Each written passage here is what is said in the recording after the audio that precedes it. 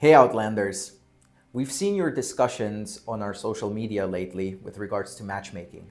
So we decided to make this video to explain how matchmaking works so that it's less confusing for you as well. To understand the changes that we've implemented in recent updates, first we must look at how matchmaking used to work.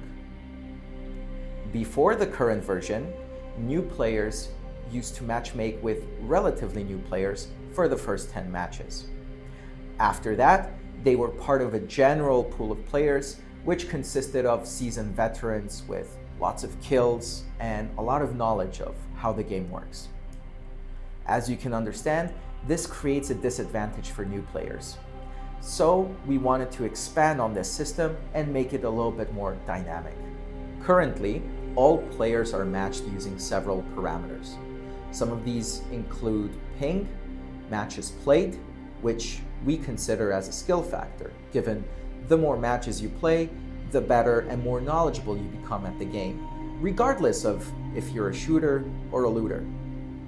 We also use other variables, depending on game mode, solo play versus team play, etc. So now, once a player starts matchmaking, our system will try to matchmake them in a group of players with similar parameters.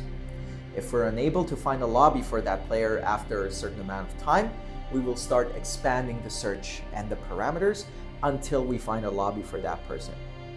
Sometimes this can result in some outliers, which results in matches having bad quality.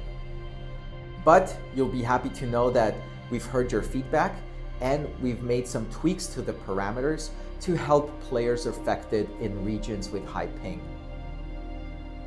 Overall, since we implemented these changes, we've observed healthier matches compared to the previous system.